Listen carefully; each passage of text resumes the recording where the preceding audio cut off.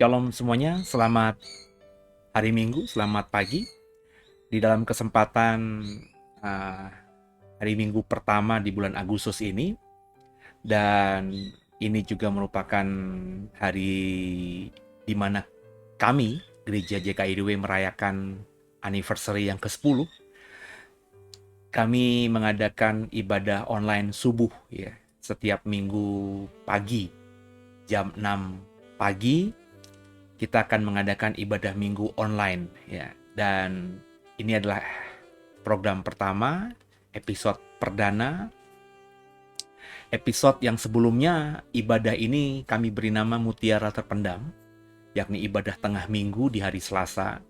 Cuman atas pertimbangan satu dan lain hal, akhirnya kami memindahkannya menjadi program ibadah Minggu Raya pagi secara online. Dan di hari Selasa, setiap hari Selasa, kami akan isi dengan program-program yang lainnya. Dan saya berharap di minggu ini, di pagi hari ini, semua dalam berkat Tuhan yang luar biasa. Dan sebelum kita mulai ibadah kita di minggu pagi ini secara online, saya mengajak kita semua untuk satu dalam doa. Bapak yang baik, terima kasih buat hari ini. Kami boleh belajar, kami boleh bangun pagi, kami boleh sehat, semua karena anugerah Tuhan. Maka bicara kepada kami, ajar kami kebenaran-Mu. Biarlah pujian penyembahan kami juga menyenangkan Tuhan. Dan segala korban syukur yang kami berikan kepada Tuhan lewat ibadah Minggu Raya ini, benar-benar bisa berkenan di hadirat Tuhan. Tuhan kuduskan semua itu, sehingga setelah selesai ibadah Minggu pagi secara online ini, kami tidak menjadi pribadi yang sama seperti sebelumnya.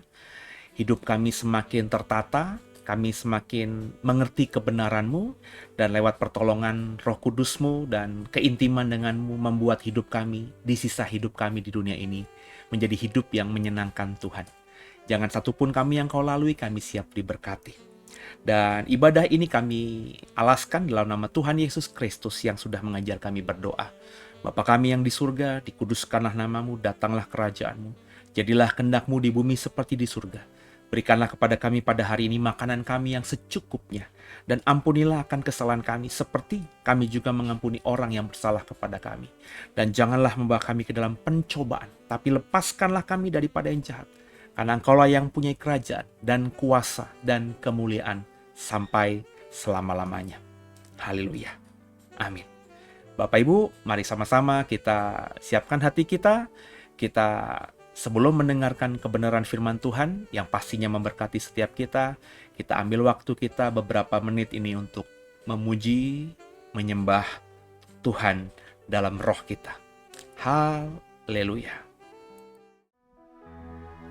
Shalom semuanya, senang kembali dalam program ini. Kita akan melanjutkan pembahasan kita tentang kebenaran. Dan sebelum kita mengikutinya, mari sama-sama kita siapkan hati kita untuk memuji dan menyembah Tuhan. Terlebih dahulu dengan hatimu. Haleluya.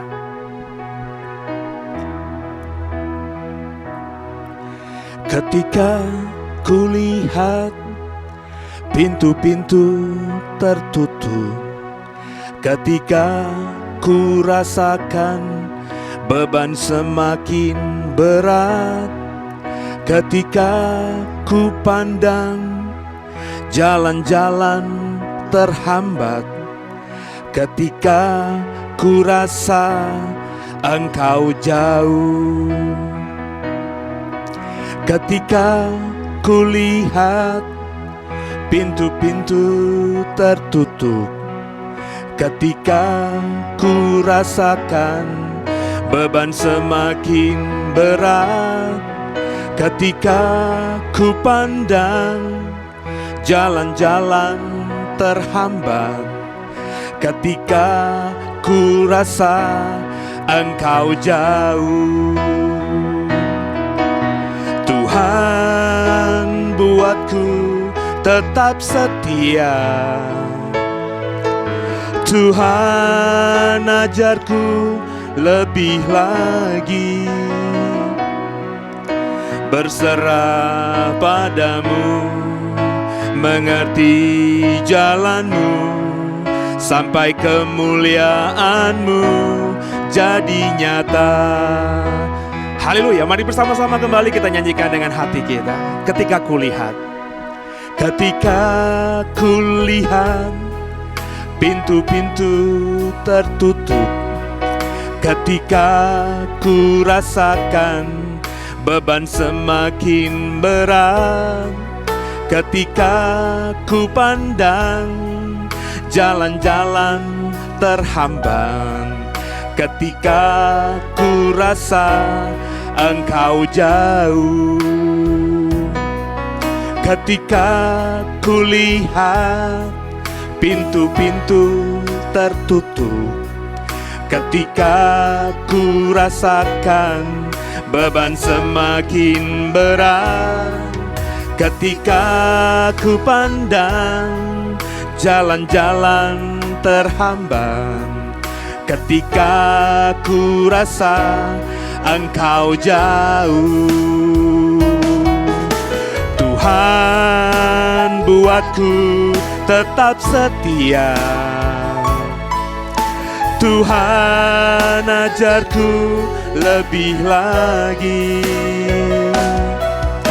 berserah padamu, mengerti jalan-Mu sampai kemuliaan-Mu jadi nyata.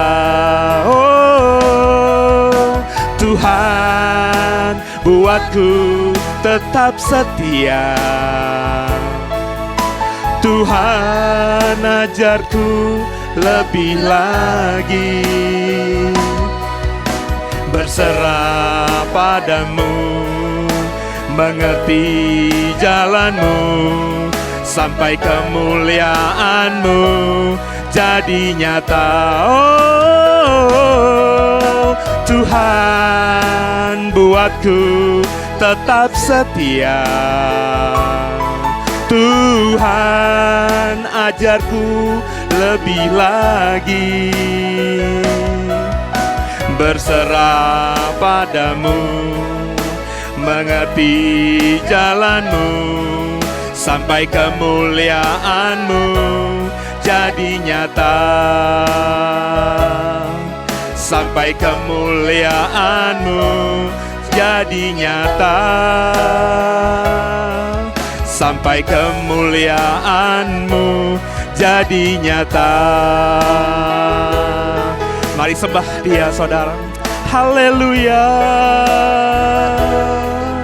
Kemuliaan-Mu Tuhan, terpujilah nama-Mu Tuhan. Kami sembah Tuhan, Yesus Raja kami. Tiada yang seperti-Mu, sebab Kau Allah yang hidup Tuhan. Penasehat ajaib kami, Allah yang perkasa, penolong yang setia. Yesus namanya, Yesus Tuhan. Kami memuji-Mu, kami menyembah-Mu, Allah yang hidup, Allah yang luar biasa. Haleluya, terpujilah nama-Mu kekal sampai kekal selamanya. Tiada yang lain, hanya Kau Tuhan, hanya Yesus, Tuhan dan Juru Selamat kami. Haleluya. Oh Tuhan, urapilah kami, jamalah kami. Haleluya. Mari sama-sama katakan, Tuhan, buatku tetap setia. Tuhan, ajarku lebih lagi berserah padamu, mengerti jalan-Mu sampai kemuliaan-Mu jadi nyata. Tuhan, buatku tetap setia. Tuhan, ajarku lebih lagi berserah padamu, mengerti jalan-Mu sampai kemuliaan-Mu jadi nyata. Oh Tuhan, buatku tetap setia. Tuhan, ajarku lebih lagi berserah padamu, mengerti jalan-Mu sampai kemuliaan-Mu jadi nyata. Sampai kemuliaan-Mu jadi nyata. Oh, sampai kemuliaan-Mu jadi nyata. Haleluya. Semoga terus setia sama Tuhan. Terpujilah nama Tuhan. Ya, mari sama-sama kita satukan hati kembali. Kita akan siapkan hati kita untuk mendengarkan firman Tuhan. Bapa, lawat kami dengan kebenaran-Mu, ajar kami kebenaran-Mu, mampukan kami paham akan apa yang disampaikan lewat kebenaran-Mu ini, sehingga hidup kami semakin indah di mata Tuhan. Haleluya. Amin. Bapak Ibu, sama-sama kita siapkan hati kita akan mendengarkan firman Tuhan. Tema yang saya berikan di sini adalah plus minus wanita tangguh dalam sebuah rumah tangga. Kita bicara soal Ribka. Sekedar Bapak Ibu informasikan, Bapak Ibu harus tahu bahwa ini adalah khotbah seri di mana saya sedang membahas tentang keluarga Ishak dan Ribka. Ya. Khotbah ini sebelumnya sudah ada juga, ada pertinggalnya juga di channel YouTube The Warriors ini, di mana di minggu lalu saya membahas soal Ishak, dan sekarang saya akan membahas soal Ribka.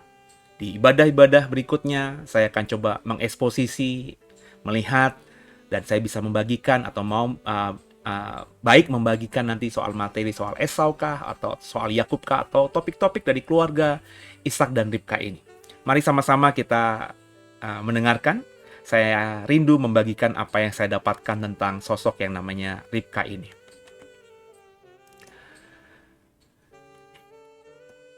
Tema tadi berjudul apakah Ribka wanita tangguh? Ya, coba kita baca dari apa yang kita temukan di Alkitab. Firman Tuhan berkata demikian. Di sini aku berdiri di dekat mata air dan anak-anak perempuan penduduk kota ini datang keluar untuk menimba air. Kiranya terjadilah begini. Anak gadis kepada siapa aku berkata, tolong miringkan buyungmu itu supaya aku minum, dan aku menjawab, dan yang menjawab, minumlah, dan unta-untamu juga akan kuberi minum. Dialah kiranya yang kau tentukan bagi hambamu Ishak, maka dengan begitu akan ku ketahui bahwa engkau telah menunjukkan kasih setiamu kepada tuanku itu. Sebelum ia selesai berkata, maka datanglah Ribka yang lahir bagi Betuel, anak laki-laki Milka, istri Nahor, saudara Abraham. Buyungnya dibawanya di atas bahunya. Anak gadis itu sangat cantik parasnya. Seorang perawan belum pernah bersetubuh dengan laki-laki. Ia turun ke mata air itu dan mengisi buyungnya, lalu kembali naik. Kemudian berlarilah hamba itu mendapatkannya serta berkata, tolong beri aku minum air sedikit dari buyungmu itu. Kita lanjutkan Bapak Ibu. Jawabnya, minumlah Tuan, maka segeralah diturunkannya buyungnya itu ke tangannya serta diberinya dia minum. Setelah ia selesai memberi hamba itu minum, berkatalah ia, baiklah untuk unta-untamu juga kutimba air, sampai semuanya puas minum.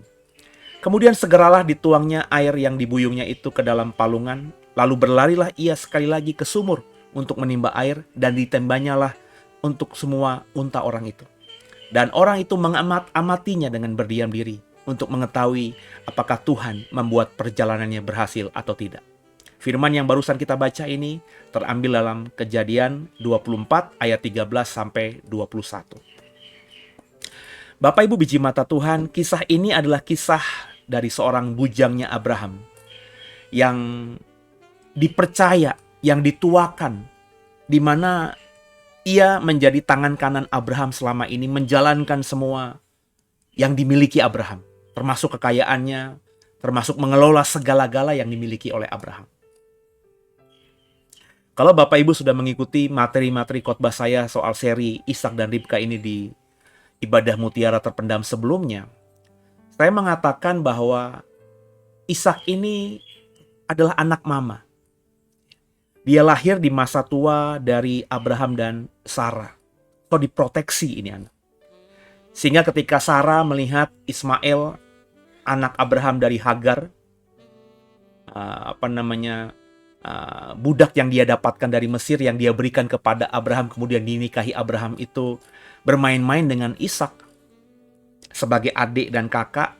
Ismail mentertawakan kelucuan atau mungkin juga kebodohan tanda kutip Ishak yang masih dalam usia batita mungkin. Namanya anak kecil bermain dengan kakak yang sudah usia remaja sekitar 12 tahun saat itu. Ishak masih mungkin 2-3 tahun, terus Ishak jatuh, Ishak melakukan kebodohan-kebodohan yang lucu dari anak kecil, Ismail tertawa. Dan itu membuat Sarah sakit hati dan meminta Abraham untuk mengusir Ismail termasuk juga ibunya Hagar. Dari cerita itu kita bisa mendapatkan begitu diproteksinya Ishak. Sehingga Ishak tumbuh benar-benar dalam kenyamanan dan kemapanan dari seorang anak yang lahir dari anak orang kaya. Tergambar dalam materi-materi yang sudah saya bagikan di minggu-minggu yang lalu bahwa Ishak ini bahkan ketika Sarah mati, Ishak ini masih tinggal di rumah atau di kemah milik ibunya. Bapak Ibu, kalau kita membaca Abraham, ya, Abraham itu kemungkinan besar, kalau saya baca di Alkitab, itu menetap di sekitar Hebron. Sarah mati di Hebron, dikuburkan di Goa Mahpela milik Efron, ya. Orang di Mamre, ya saudara ya. Mahpela itu adalah sebuah gua yang ada di sekitar Hebron. Sarah dikubur di situ. Abraham kemungkinan besar rumahnya juga nggak jauh dari kubur milik yang dibelinya dari Efron itu. Dan bahkan ketika Abraham mati, Abraham juga dikubur di kuburan Gua Mahpela itu bersama dengan istrinya. Bapak bisa bayangkan bahwa ketika Sarah mati, Ishak tetap tinggal di rumah atau di kemah milik ibunya. Yang kita tahu setelah ditinggal mati oleh Sarah, Abraham kemudian menikahi lagi perempuan yang namanya Ketura. Dan dia dari Ketura punya beberapa anak. Saya akan ngebahas nanti soal Ketura dan Hagar di kemudian hari ya. Atau mungkin pernah saya khotbahkan juga di masa lalu, ya, bagaimana perspektif saya soal Ketura dan Hagar. Intinya ketika Abraham menikahi Ketura, tentu Abraham punya rumah lagi. Dengan Ketura. Tidak mungkin Ketura dibawa ke rumahnya Abraham, di mana di rumah itu, di mana di kemah itu ada Ishak. Kenapa?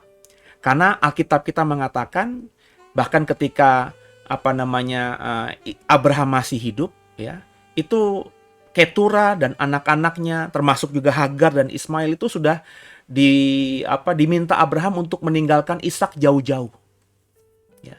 Karena apa? Karena Tuhan sudah berfirman kepada Abraham bahwa semua yang kau miliki ini, Ishak adalah pemiliknya, yang memiliki hak warisnya. Bukan Ismail dan bukan juga dari anak-anak yang kau dapatkan dari Ketura. Jadi ketika Abraham sudah ditinggal mati Sarah, kemudian Abraham menikahi Ketura, Ketura tidak mungkin dibawa ke kemah yang dulunya ditinggali oleh Abraham, Sarah, di mana Ishak juga ada di situ. Nggak mungkin. Sebab kalau dibawa perempuan ini dengan anak-anak yang lahir kemudian dari Abraham, satu kemah, satu rumah dengan Ishak, maka tentu nanti akan menjadi masalah di kemudian hari. Ismail saja sebagai anak sulungnya Abraham diusir supaya tidak menjadi masalah soal hak waris lagi hak waris nanti dengan Ishak, apalagi Ketura dan juga anak-anaknya.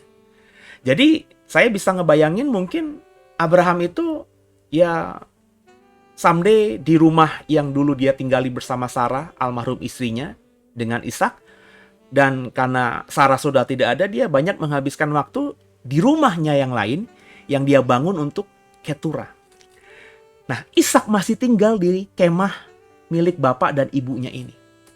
Menariknya, Ishak ketika menikahi Ribka usianya 40 tahun. Usia 40 tahun laki-laki masih tinggal di rumah ibu dan bapaknya. Ya, usia 40 tahun di zaman itu masih single dan baru menikah di usia 40 tahun. Ini sebenarnya banyak hal yang harus kita pertanyakan, kita dalami. Ya, di zaman sekarang laki-laki usia 40 tahun saja, meskipun zaman sekarang itu sudah terbuka, open mind begitu ya. Ora popo lah menikah di usia 40 juga, tapi tetap saja kalau Bapak Ibu punya keponakan, punya anak laki-laki sudah menjelang 40-an, di atas 30-an, belum lihat tanda-tanda pernah bawa pacar, kekasih, kita pasti tergelitik untuk bertanya, kok belum punya pacar? Bukannya udah kerja, udah mapan, kapan nikahnya? Zaman ini saja di 2023 hal itu masih dipertanyakan. Bayangkan di zamannya Ishak, saudara. Zaman dulu laki-laki apalagi kaya, ya, lahir dari keluarga kaya, menikah muda itu sangat wajar. Karena dia apalagi kalau kaya tinggal tunjuk aja, pasti banyak perempuan yang mau dinikahi. Baik anak perempuan dari saudagar kaya lainnya ataupun anak-anak perempuan dari budak-budak yang dimiliki. Karena tentu Abraham dan Sarah punya banyak budak, dan budak-budak ini punya keluarga dan tentu juga punya anak-anak gadis. Dan jangan berpikir yang namanya budak itu anak-anaknya pasti jelek-jelek, pasti ada aja yang cantik-cantik. Tapi Ishak tidak tertarik dan tidak memperistri salah satu dari antara perempuan-perempuan yang ada di sekitar itu. Ya kenapa?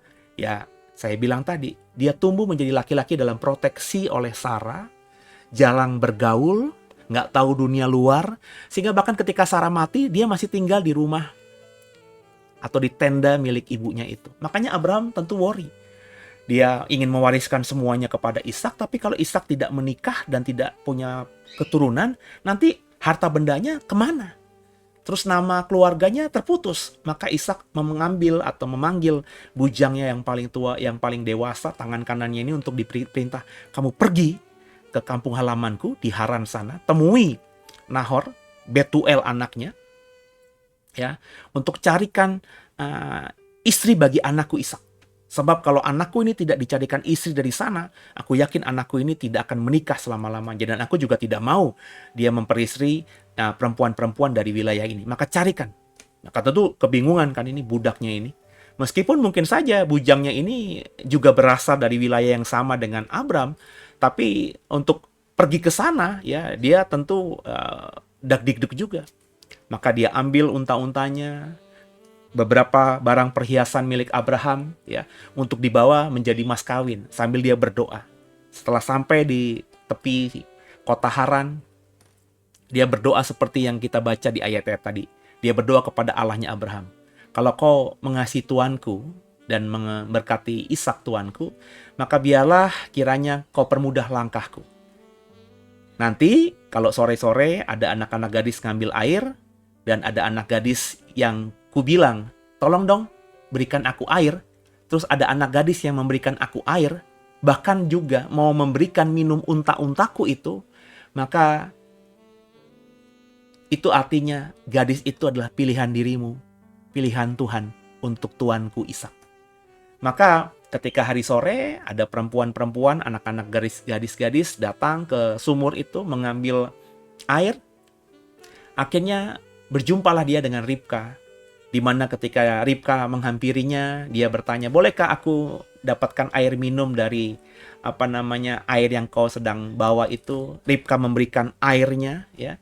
Kemudian bahkan Ribka berinisiasi untuk, biarlah onta-onta tuanku juga akan kuberikan minum. Dan kalau kita baca di ayat ini, di slide ini, di kalimat terakhirnya, bujangnya Abraham itu mengamat-amatinya dengan berdiam diri untuk mengetahui apakah Tuhan membuat perjalanannya berhasil atau tidak. Sebab bujangnya ini meminta kepada Tuhan, aku hanya minta minum kepada salah satu gadis itu. Dan kalau ada yang memberikannya, dan gadis itu juga ingin memberikan minum kepada unta-unta tanpa kuminta, maka itu adalah tanda bahwa kau akan membuat perjalananku berhasil. Dan Ribka menjalankannya secara presisi. Luar biasa. Lalu, apakah ini tandanya Ribka adalah wanita tangguh? Bapak Ibu, wajar anak gadis menimba air. Kalau kita membaca Kejadian 24 ayat 11. Di sana disuruhnyalah unta itu berhenti di luar kota, dekat suatu sumur pada waktu petang hari, waktu perempuan-perempuan keluar untuk menimba air. Jadi kalau dikatakan Ribka itu wanita tangguh karena menimba air atau mengambil air, ya nggak bisa kita bilang begitu. Kalau hari ini ada perempuan ngambil air di sungai, di sumur, bolak-balik ke rumahnya, tentu kita bisa bilang wanita tangguh ya. Tapi zaman dulu ya itu pekerjaan para perempuan. Sebab bujangnya Abraham ini saja sudah punya pemahaman bahwa waktu petang hari, waktu perempuan-perempuan keluar menimba air, memang itu adalah pekerjaan perempuan. Dan kalau kita ngomongin bejana yang dibawa oleh perempuan-perempuan untuk mengambil air dari sumur itu, ya berapa liter sih? Nggak mungkin kan 19 liter atau 1 galon penuh aqua, ya. Pasti kurang daripada itu, ya mungkin 10 liter. Kenapa perempuan-perempuan yang mengambil air dari sumur? Karena memang zaman itu di tempat di mana padang gurun sekitarnya, nggak semua orang, nggak semua rumah punya sumur. Sumur itu biasanya ditemukan, ada mata air, ada sumur, maka orang-orang akhirnya membangun perkampungan di sekitar sumur itu. Orang-orang membangun perkampungan di sekitar sumur itu karena ada air sumur itu. Semuanya bergantung pada sumur itu. Itu sumur milik bersama, bukan sumur keluarga. Nggak seperti sekarang kalau Bapak Ibu berasal dari kampung, ya saya kebetulan meskipun lahir di Jakarta, tapi saya punya nenek di kampung. Itu meskipun di kampung belum ada listrik zaman saya TK, SD ketika masih sering dan nenek saya masih hidup ya. Itu setiap kampung punya sumur. Ya, setiap rumah pasti punya sumur. Nggak ada itu penduduk desa nenek saya itu kalau mau minum itu minta air ke rumah nenek saya. Setiap rumah punya sumur. Air gampang ditemukan. Tapi di padang gurun, di wilayah Haran, Mesopotamia zaman dulu, ya nggak ada. Setiap rumah nggak punya sumur. Rumah-rumah yang ada, desa yang dibangun itu ada menjadi desa karena ada sumur yang membuat orang atau manusia akhirnya menetap di sekitar sumur itu. Maka setiap rumah ya butuh air kan. Apalagi malam mau berjalan. Maka setiap sore, menjelang petang, menjelang malam, menjelang gelap, perempuan-perempuan ngambil air untuk perbekalan minum atau air di sepanjang malam. Ya, kalau keluarganya cuma 1-2 orang, ngambil 1 bejana isi 10 liter mungkin cukup. Tapi kalau di rumah itu ada banyak anggota keluarga, juga mungkin harus memberi makan binatang-binatang atau memberikan minum binatang-binatang ternak, bisa dibayangkan seorang perempuan dari keluarga tertentu itu pasti bolak-balik dari rumahnya menuju sumur itu untuk mengambil air. Dan kalau 1 bejana itu kurang lebih 5-10 liter, tentu capek saudara ya, bolak-balik ngambil air itu. Tapi biar bagaimanapun saya berani berkata, ya itu tugas perempuan-perempuan. Sehingga si bujangnya Abraham ini sudah bisa menebak sore nanti pasti banyak perempuan-perempuan. Salah satunya pasti aku beriman ada nanti yang disuruh Tuhan untuk menjadi istri dari tuanku Ishak. Harus dari keluarga dari tuanku Abraham. Ribka melakukan hal itu. Tapi apa yang dikatakan Alkitab tentang menimba air tidak bisa kemudian kita menyimpulkan bahwa Ribka adalah wanita tangguh dalam konteks ini. Ya.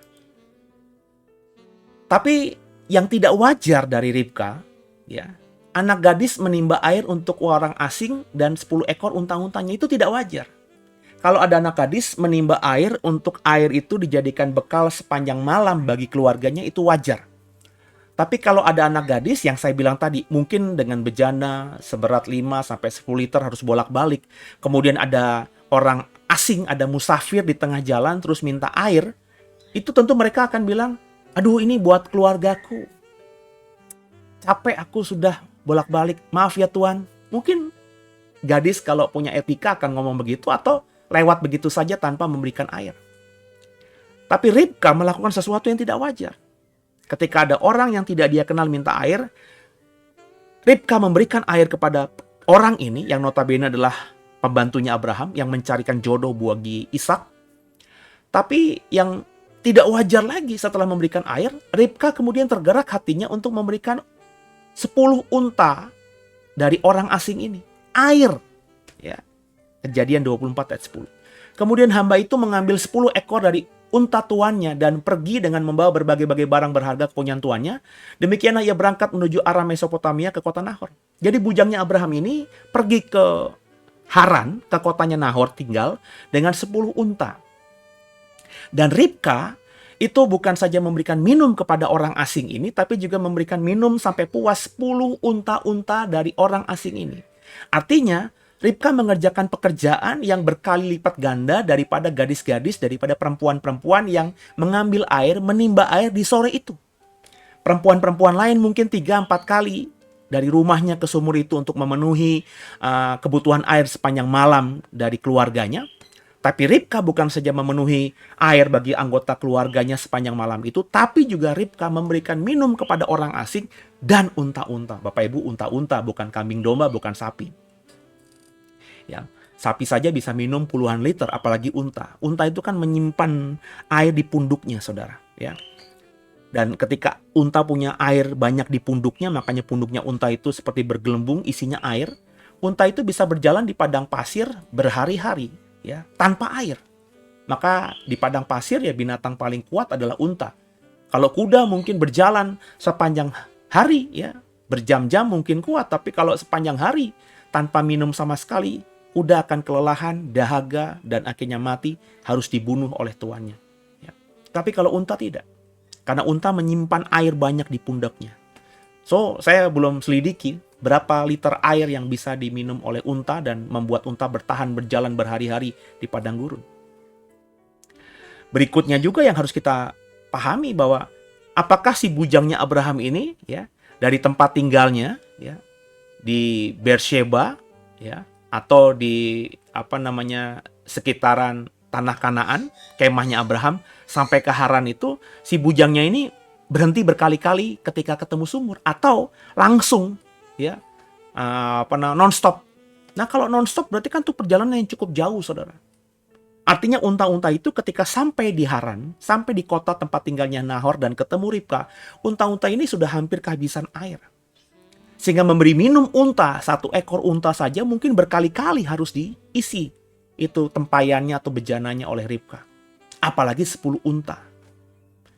Jadi saudara, dari sini saya ingin mengatakan bahwa Ribka adalah wanita tangguh.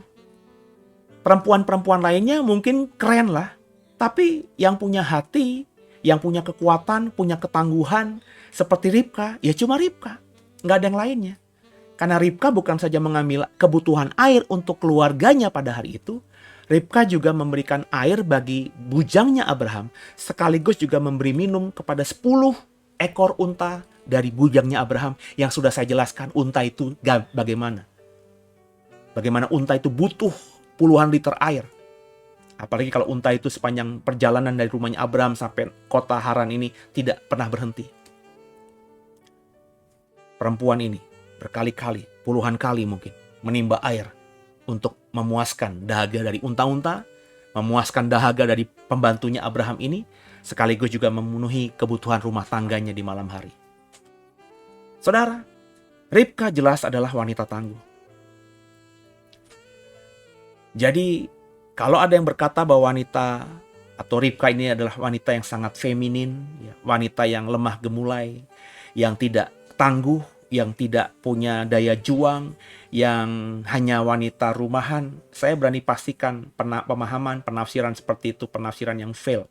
Ribka jelas adalah wanita tangguh, wanita yang punya kekuatan, dan juga punya power yang luar biasa.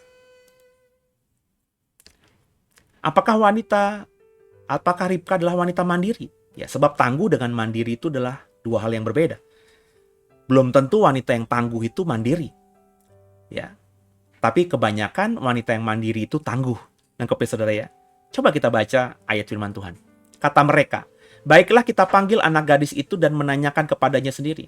Lalu mereka memanggil Ribka dan berkata kepadanya, maukah engkau pergi bersama orang ini? Jawabnya, mau. Maka Ribka saudara mereka itu dan inang pengasuhnya beserta hamba Abraham dan orang-orangnya dibiarkan mereka pergi. Dan mereka memberkati Ribka, kata mereka kepadanya, "Saudara kami, moga-moga engkau menjadi beribu-ribu laksa dan moga-moga keturunanmu menduduki kota-kota musuhnya." Lalu berkemaslah Ribka beserta hamba-hambanya perempuan dan mereka naik unta mengikuti orang itu. Demikianlah hamba itu membawa Ribka lalu berjalan pulang. Perhatikan yang saya kasih warna merah ini. Mereka ini siapa? Bapak, ibu, dan juga Laban, saudara dari Ribka, memanggil Ribka dan berkata kepadanya, "Maukah engkau pergi bersama orang ini?" Karena orang ini kemudian sudah mengajukan kenapa dia ada di situ. Ya, alasannya bahwa Abraham, saudara tuan, ya, saudara dari Laban, saudara paman dari Laban, saudara kakak dari Nahor, dan juga paman dari Betuel, ya, bapaknya Laban dan juga Ribka, itu sudah menjadi orang yang kaya raya, dan Ishak itu tidak punya istri. "Aku datang ke sini karena disuruh oleh tuanku, jangan ambil perempuan lain selain perempuan dari kampung halamanku." Dan ketika itu bujangnya Abraham ini sudah memberikan pemberian-pemberian. Ada juga anting di hidung bagi Ribka dan gelang-gelang, ya, yang menunjukkan bahwa dia memang bujang atau pembantu atau budaknya orang yang sangat kaya raya yang namanya Abraham. Dan ketika keluarganya Ribka bertanya, "Mau nggak kamu pergi dengan orang ini?" Ribka langsung menjawab, "Mau." Langsung menjawab mau. Meskipun mungkin saudara berkata, ya Ribka mau karena dia tahu bahwa calon suaminya atau calon mertuanya ini orang kaya. Ribka mau mungkin karena dia sudah diberikan harta. Coba kita baca ya, Kejadian 24 ayat 22. "Setelah unta-unta itu puas minum, maka orang itu mengambil anting-anting emas yang setengah shikal beratnya dan sepasang gelang tangan yang 10 shikal emas beratnya diberikan kepada Ribka. Karena itulah Ribka lari ke rumah orang tuanya dan menceritakan, 'Aku ketemu sama orang ini. Ternyata dia adalah orang yang diutus oleh saudara kita, oleh kakek kita namanya Abraham. Saudara dari kakek kita namanya Nahor, paman dari ayah kita Betuel.' Ya, dia memberikan ini." Makanya Laban kemudian menjemput pembantunya Abraham ini dan mengundangnya untuk bermalam di rumahnya. Kalau Bapak Ibu sudah membaca Kejadian 24 ini secara utuh. Coba kita baca lagi Kejadian 24 ayat 53. "Kemudian hamba itu mengeluarkan perhiasan emas dan perak serta pakaian kebesaran dan memberikan semua itu kepada Ribka, juga kepada saudaranya dan kepada ibunya diberikannya pemberian yang indah-indah." Jadi ketika akhirnya pembantunya Abraham ini sudah mengutarakan isi hatinya dan Ribka bilang mau, maka orang ini kemudian membuka semua harta yang dia bawanya dari rumahnya Abraham. Perhiasan emas, perak, pakaian kebesaran, diberikan semuanya kepada Ribka. Bukan cuma Ribka, tapi saudaranya Laban dan juga ibunya diberikan pemberian yang indah-indah. Ya. Jadi, apakah Ribka mau kepada Ishak? Apakah Ribka mau jadi menantunya Abraham? Apakah Ribka mau mengikuti pembantunya Abraham ini pergi ke rumahnya Abraham meninggalkan kotanya yakni Haran, tempat dia lahir dan besar? Karena dia akan diperistri orang kaya dan menjadi menantu orang kaya? Apakah itu? Kalau bagi saya, tidak, saudara. Bukan itu alasannya. Meskipun Ribka tahu bahwa Abraham calon mertuanya kaya raya. Meskipun Ribka tahu dari pemberian-pemberian ini bahwa calon suaminya Ishak itu juga anak orang kaya, tajir gitu. Tapi ada firman Tuhan ini. "Lalu berkatalah ia, 'Aku ini hamba Abraham. Tuhan sangat memberkati tuanku itu sehingga ia telah menjadi kaya. Tuhan telah memberikan kepadanya kambing, domba, lembu, sapi, emas, perak, budak laki-laki dan perempuan, unta dan keledai dan seterusnya." Kejadian 24 ayat 34-35. Informasi soal kekayaan Abraham dan Ribka itu sudah didengar oleh Ribka. Apakah Ribka mau pergi ke rumahnya Abraham jadi menantunya dan menjadi istri untuk Ishak karena ia tahu bahwa calon suaminya dan keluarganya adalah keluarga kaya? Meskipun ia tahu bahwa Abraham dan Ishak sangat kaya dan ia kalau jadi istri dan menantu ini akan menjadi orang kaya, tapi Bapak Ibu harus ingat juga bahwa Ribka juga berasal dari keluarga kaya. Jadi bagi saya bukan menjadi kaya motivasinya. Why? Karena dia sudah menjadi orang yang kaya raya, anak perempuan dari keluarga yang kaya raya. Ya. Jadi bagi saya dia sudah menikmati semua yang disebut dengan kekayaan dunia itu. Jadi ketika dia berkata, ketika ditanya oleh orang tuanya dan kakaknya, "Apakah kamu mau mengikuti orang ini ke rumahnya kakek kita Abraham dan menjadi istri dari Ishak anaknya?" Dan Ribka bilang mau. Itu jelas maunya di sini bukan karena tergiur dengan kekayaan calon suaminya atau calon mertuanya, tapi karena dia adalah wanita yang mandiri. Dia wanita yang bisa mengambil keputusannya sendiri. Dia seorang wanita yang bisa menentukan nasib hidupnya sendiri. Dan untuk konteks zaman itu adalah sesuatu yang mahal. Wanita mandiri, wanita yang tangguh itu adalah bukan ciri khas wanita-wanita pada saat itu. Ya. Ribka, dari perspektif yang saya dapatkan, jelas adalah wanita yang mandiri. Ketika ditanya keluarganya, orang tuanya, mau gak kamu ke sana? Dia tidak bilang, boleh gak aku tanya dulu sama mami? Sharing dulu sama mami, nanti aku jawab. Enggak. Ketika orang tuanya dan Laban, kakaknya atau adiknya itu bertanya, mau gak kamu ikut orang ini? Ribka langsung, Alkitab loh yang mengatakan, menjawab dengan kata, mau. Dia siap bahkan harus tinggal jauh dari rumah orang tuanya. Rumah di mana dia dimanja sebagai anak gadis dari keluarga kaya raya. Ribka adalah perempuan yang tangguh. Ribka adalah wanita yang mandiri. Nah, karena kemandirian dan ketangguhannya ini, ketika akhirnya mereka sudah menikah, dalam hal ini Ribka dan Ishak, kemandirian dan ketangguhan seorang perempuan yang menjadi istri, kemandirian dan ketangguhan seorang perempuan bernama Ribka di dalam keluarga Ishak Ribka ini, kita sering menemukan Ribka sering menentang Ishak. Contohnya soal berkat kesulungan. Pastikan Ishak sudah bicara kepada Ribka soal aku akan memberikan hak kesulungan kepada anakku Esau, anak sulungku. Andai kata tidak dibicarakan oleh Ishak kepada Ribka, memberikan hak kesulungan kepada anak sulung adalah sesuatu budaya yang berlaku saat itu. Nggak perlu dipertanyakan lagi. Jadi ketika Ishak itu di masa tuanya ingin memberkati Esau ya sebagai anak sulung dengan hak kesulungan yang akan mewarisi semua harta benda milik Ishak dan juga berkat Ishak, Ribka menentang itu dengan cara menjadikan Yakub seperti Esau kakaknya, berbulu, memasakkan daging binatang seperti daging binatang buruan yang sering dimasak Esau untuk diberikan kepada Ishak, agar Yakub si bungsu ini mendapatkan hak kesulungan dan juga berkat terbaik dari orang tuanya atau papanya yang namanya Ishak. Ini kan kisah di mana istri menentang suami. Clear. Memang tidak ada Alkitab katakan kemudian Ribka mau menentang keputusan Ishak soal memberikan hak kesulungan kepada Esau, anak sulung mereka. Tidak ada kalimat begitu. Tapi kalau kita baca dengan terang benderang, dengan logika yang jernih, maka apa yang dikerjakan Ribka, apa yang diperintahkan Ribka untuk dikerjakan oleh Yakub, itu adalah penentangan terhadap kehendak suami dalam hal ini, Ishak. Kalau Ribka bukan wanita yang mandiri, kalau Ribka bukan wanita yang tangguh, kalau Ribka itu adalah perempuan biasa di zaman itu yang hanya ya terhadap apapun keputusan suami, maka hal seperti ini tidak akan terjadi. Jadi kita mengerti Ribka itu berani menentang Ishak karena dia memang punya karakter, punya sifat yang memang dibentuk cukup panjang, paling tidak di sepanjang hidupnya.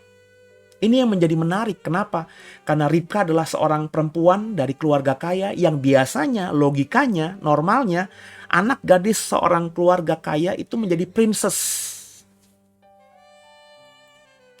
Entah apa yang diajarkan Betuel, entah apa yang diajarkan Milka, bapak dan ibunya, kepada Ribka, entah apa yang diajarkan Nahor, kakeknya kepada dirinya, atau dia tumbuh seperti ini karena lingkungan sekitarnya. Saya nggak tahu, Alkitab nggak menjelaskan.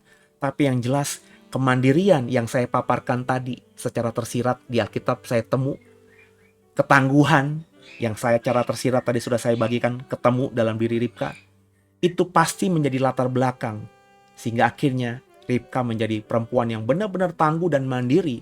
Bahkan ketika dia sudah ada dalam sebuah keluarganya, keluarga intinya, berperan sebagai istri dan mama bagi anak-anaknya, istri bagi suaminya, dia bisa mengambil keputusan sendiri yang bertentangan dengan kepala rumah tangga, imam, yakni suaminya sendiri, Ishak.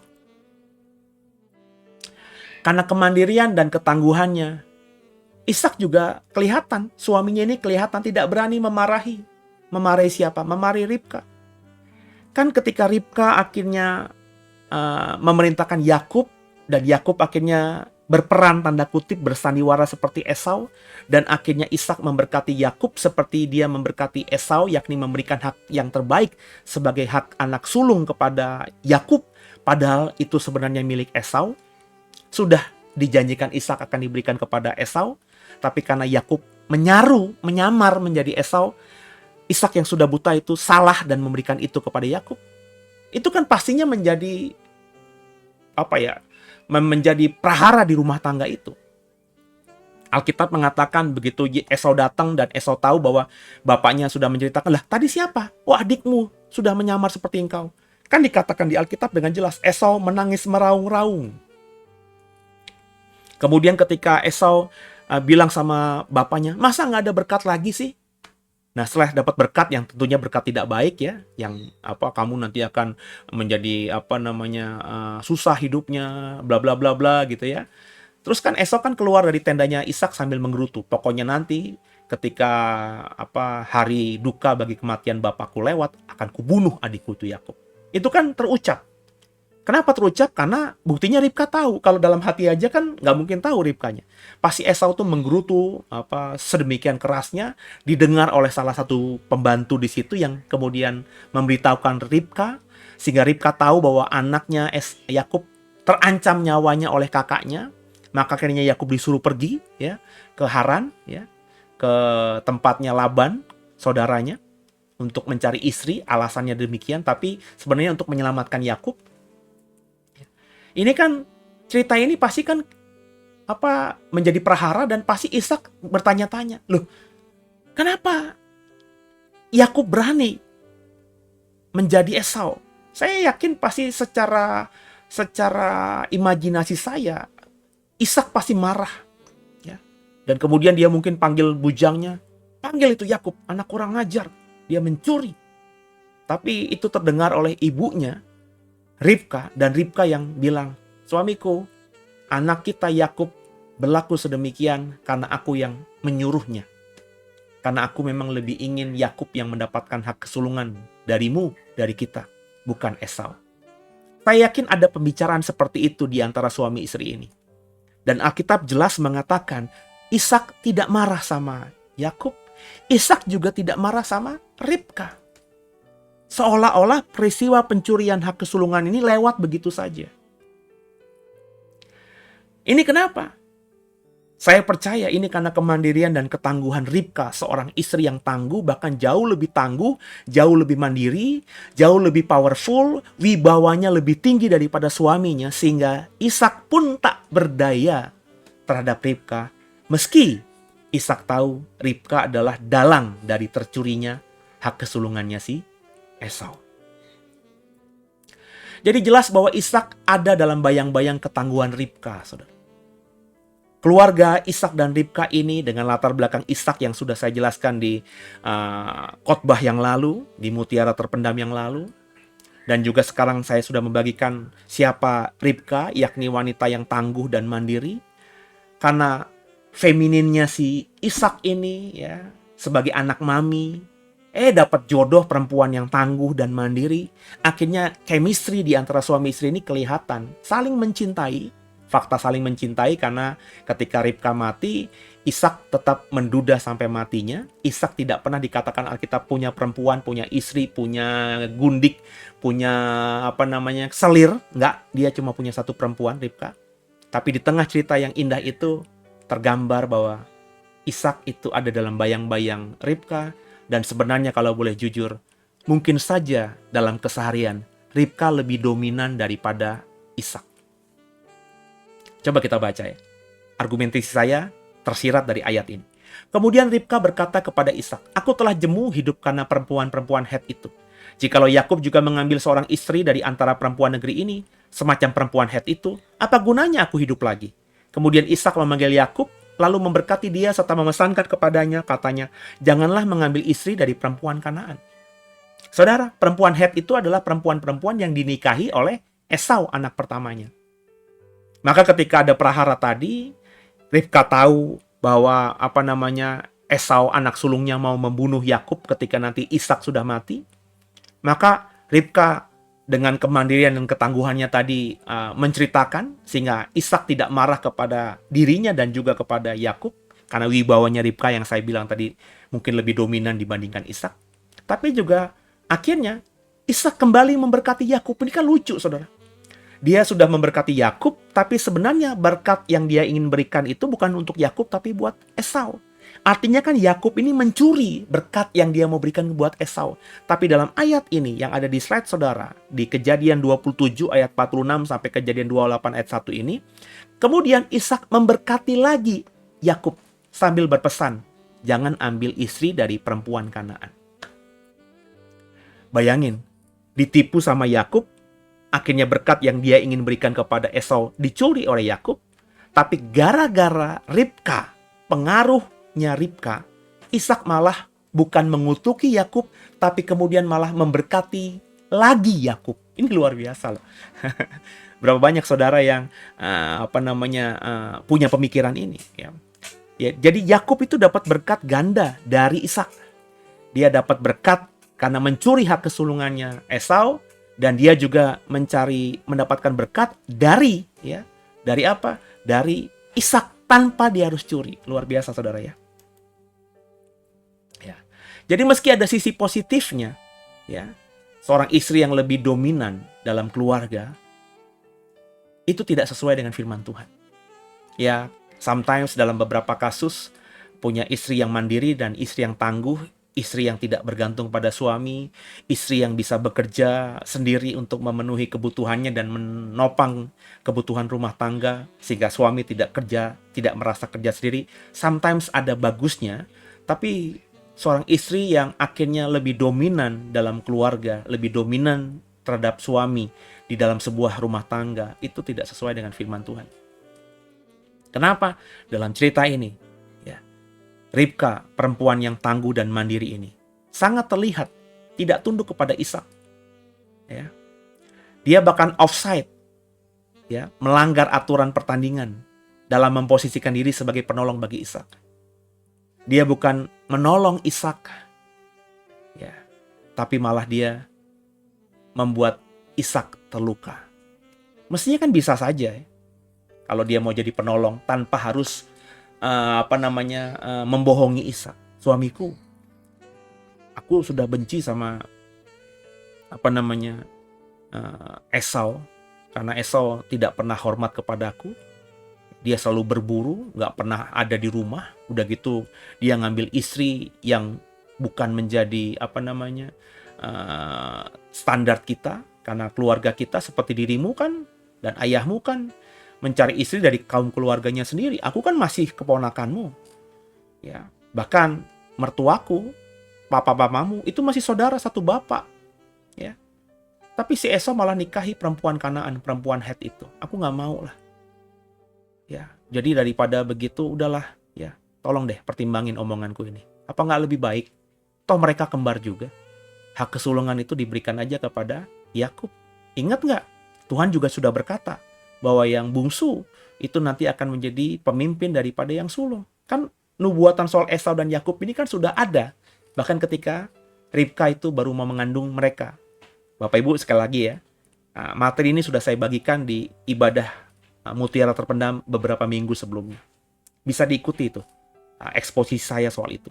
Ini khotbah seri. Jadi Bapak Ibu mendapatkan beberapa khotbah, apa yang ada di pikiran saya dan di hati saya yang Tuhan taruhkan dalam bentuk seri khotbah soal keluarga Ishak dan Ribka. Ini seri ketiga. Kan Ribka bisa begitu. Ya. Mungkin saja dengan bahasa yang baik, akhirnya Ishak itu luluh hatinya dan melepaskan berkat hak kesulungan kepada Yakub. Sehingga meskipun tanpa menipu, tanpa ada dosa, Yakub akan mendapatkan hak itu seperti yang sudah memang Tuhan nubuatkan. Kan mestinya begitu. Ya. Tapi enggak, ya. Ribka menggunakan kekuatannya, yakni ketangguhan dan kemandiriannya dan dominasinya di rumah tangga itu.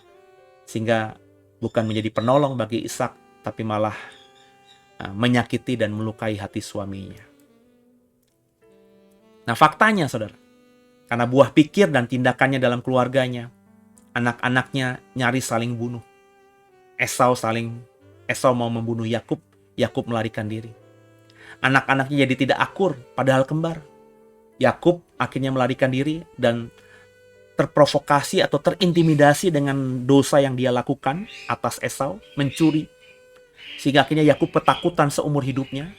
Kalau kita membaca, bahkan ketika Yakub kembali dari rumahnya Laban, dari Haran menuju ke rumah bapaknya Ishak, perjumpaannya dengan Esau membuat Yakub ketakutan. Dan bahkan kalau kita membaca, Yakub tidak lagi berkemah dekat dengan Esau. Esau akhirnya ke pegunungan Seir di wilayah Edom kemudian, ya. Sedangkan Yakub tinggal di tempat yang lainnya. Padahal mereka kembar. Zaman itu kalau sudah beda kota, ya sudah, hubungan nggak mungkin seperti normal, ya. Kenapa? Belum ada handphone, belum ada WhatsApp, belum ada tukang pos. Jadi saudara kembar itu saudara yang tidak bisa terpisahkan, logikanya begitu, ya. Saya punya teman kembar di SMP dan SMA, dan ketika saya ketemu lagi dengan mereka, bisa bicara dengan mereka, lucu. Mereka sudah di luar negeri, tapi tinggal di negara yang sama dan di kota yang sama. Dan meskipun punya keluarga masing-masing, mereka ketika merantau jauh ke luar negeri, mereka tetap ada di kota yang sama, ya. Jadi jauhnya Yakub dan Esau ini menarik, ya. Kenapa? Ya, saya percaya terpisahnya dua anak kembar ini bukan saja nubuatan Alkitab, tapi juga sesuatu yang dikondisikan atau terjadi karena peran Ribka yang terlalu dominan. Kemudian juga gara-gara buah pikir dan tindakannya Ribka dalam keluarganya berdampak pada apa? Berdampak pada hidupnya dirinya dan Ishak yang jauh dari anak-anaknya. Esau akhirnya semakin jauh dari keluarga. Yakub lari ke Haran dan akhirnya Ribka mati saat Yakub ada di sana. Dan bahkan suaminya, ya, kita bisa bayangkan, ya, meskipun nanti Yakub sebelum bapaknya mati tinggal bersama bapaknya, tapi dalam kurun waktu tertentu Ishak di masa tuanya sendirian. Karena Esau ada di padang, tinggal bersama istri-istrinya, sedangkan Yakub juga ada di wilayah tertentu yang cukup jauh dengan Ishak, sampai akhirnya Alkitab katakan Yakub kembali, ya, menemani Ishak di masa tuanya. Ya, kenapa saya bilang begitu? Karena Alkitab mengatakan, Kejadian 33 ayat 16, Kejadian 36 ayat 8, Esau menetap di pegunungan Seir. Kemudian ketika Yakub kembali dari Haran menuju ke dekat rumah bapaknya, dia tinggal bukan bersama dengan Ishak di Beersheba, ya, tapi dia menetap di Sikem, Kejadian 33 ayat 18. Meskipun kita sudah saya sampaikan tadi di Kejadian 35 ayat 27, baru sebelum matinya Ishak ditemani Yakub di Hebron, ya, di sekitaran rumah di mana dia akhirnya menetap sampai matinya. Hebron ini adalah tempat di mana Abraham juga mati, ya. Sarah juga mati, ya. Jadi di sebuah kota di mana memang Abraham dan Ishak, kemudian Yakub tinggal di sekitar itu sebagai seorang seperti orang asing, tinggal di kemah. Gara-gara tindakannya, dirinya sampai mati jauh dari anak-anaknya, begitu pula dengan suaminya. Ya. Selalu ada konsekuensi dari kesalahan yang kita lakukan dan harus kita siap menerimanya.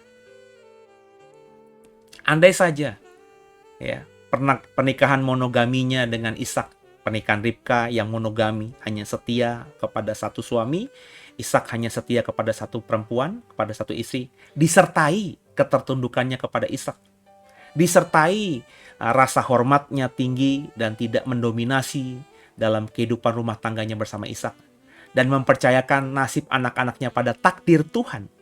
Meskipun Tuhan sudah berkata Yakub akan menjadi lebih utama daripada Esau, tapi kan Ribka cawe-cawe, ya. Mestinya nggak perlu, tunduk aja, ya. Sudah ditentukan begitu dan itu sesuai hatinya, ya udah gitu. Biarlah nanti karyanya Tuhan terjadi. Tapi kan nggak, ya. Ribka yang berusaha untuk mencampuri urusan ini, ya. Jadi andai kata Ribka tunduk sama Ishak, ya, terus percayakan nasib anak-anaknya pada takdir Tuhan, pada nubuatan Tuhan, maka hidupnya pasti akan jauh lebih damai sejahtera daripada yang digambarkan oleh Alkitab. Ya, saya berani berkata bahwa Ribka mati di kesendiriannya. Ya, dia masih disayangi, dicintai, dan ditemani oleh Ishak sampai dia mati, tapi anak-anaknya jauh daripadanya. Esau tentu dengan kekesalan terhadap mamanya ini yang menjadi dalang tercurinya hak kesulungan, Esau tentu punya hubungan yang tidak harmonis dengan ibunya di kemudian hari. Yakub juga melarikan diri ya di Haran. So Ribka mati hanya ditemani suami dan tidak ditemani oleh anak-anaknya. Andai saja ya, seperti saya bilang tadi, meskipun dia tangguh dan mandiri, ketika dia menjadi istri orang, dia memposisikan diri sesuai dengan apa yang dikatakan Alkitab. Hai istri, tunduklah sama suami. Ya. Dia memposisikan diri dalam keluarga itu sebagai penolong bagi suaminya. Bukan menjadi bos atau pengambil keputusan atau yang mendominasi, tapi memposisikan diri sebagai penolong. Maka semua ini nggak terjadi. Andai saja dengan iman dia mempercayakan nasibnya Yakub yang dia cintai dan juga Esau sesuai dengan nubuatan yang dia dapatkan dari Tuhan ketika mereka berdua masih dalam kandungan.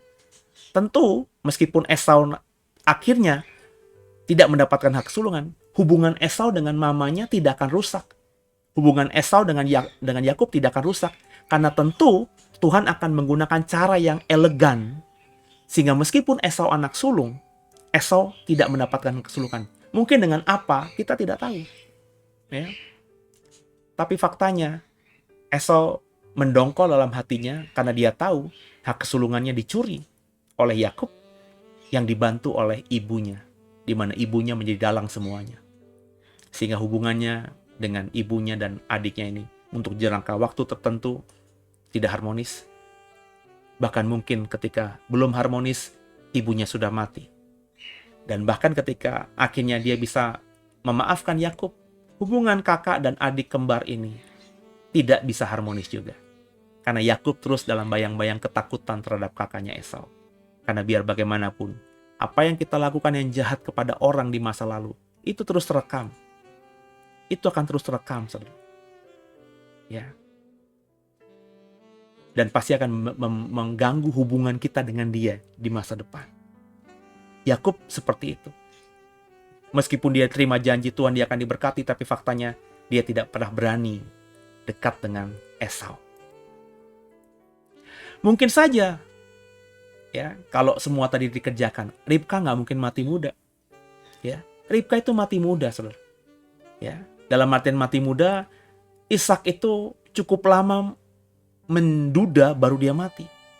Ya, lucunya, ya, inang pengasuhnya Ribka, yakni Deborah, dicatat mati tua di Kejadian 35 ayat 8. Jadi Deborah ini mati tua dan dicatat di Alkitab. Dia mati. Sedangkan Ribka, ya, anak gadis yang diasuhnya, ya, sejak kecil sampai ngikut Ribka ketika diperistri Ishak, itu matinya tidak dicatat. Nggak ada Alkitab mencatat kapan Ribka mati. Tiba-tiba namanya hilang aja gitu. Dan kita tahu kemudian Ishak kemudian mati dan dikuburkan oleh dua anaknya, Esau dan Yakub. Tidak ada Ribka di situ. Berarti kita asumsikan, nggak salah kita menafsirkan, Ribka jauh sebelumnya sudah mati dan dalam beberapa waktu lamanya Ishak sudah menduda. Mungkin saja kalau Ribka hormat dan tunduk sama suami dan juga menyerahkan nasib anak-anaknya pada nubuatan dan takdir Tuhan, dia masih terus bisa melihat dan mendampingi Yakub, anak yang dia sayangi sampai akhirnya. Nggak harus terpisahkan, nggak harus memerintahkan Yakub untuk melarikan diri dari Esau. Mungkin saja kalau Ribka tunduk sama suaminya dan menempatkan suaminya dengan wibawa yang lebih tinggi daripadanya dan dia benar-benar percaya pada nubuatan Tuhan atas kedua anaknya, Esau akan menunjukkan sayang dan cinta kepadanya. Tapi itu tidak tergambar sama sekali di Alkitab kita.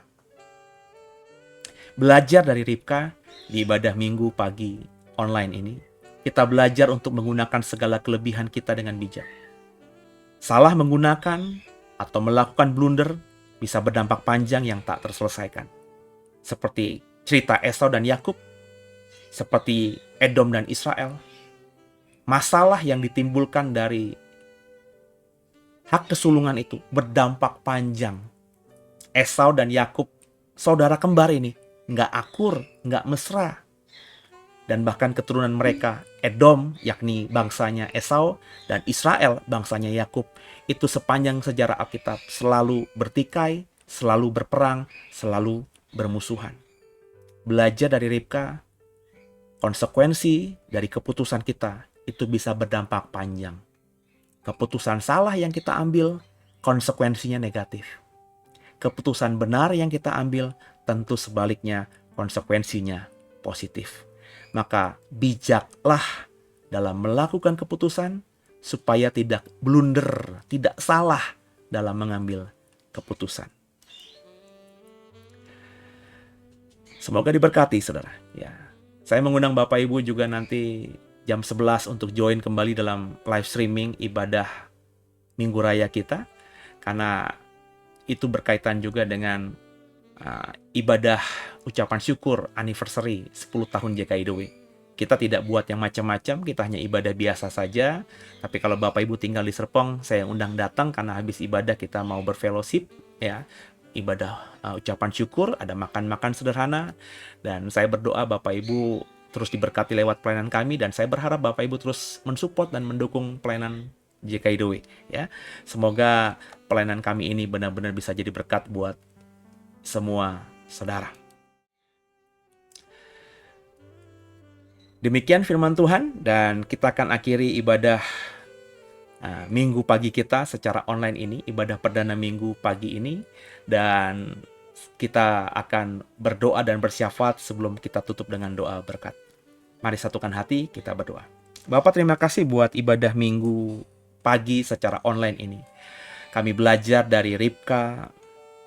Kami belajar untuk bisa menyikapi ketangguhan dan kemandirian kami dengan bijak, sehingga kemandirian dan ketangguhan kami yang sebenarnya positif itu tidak menjadi hal yang negatif di kemudian hari.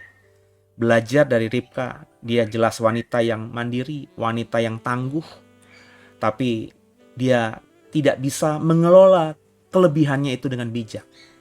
Sehingga ketika mengaplikasikannya atau berada dalam kehidupan rumah tangganya, dia salah dalam mengambil posisi, tidak tunduk pada suami, tidak taat pada takdir yang Tuhan sudah tentukan padanya soal nubuatan terhadap anak-anaknya.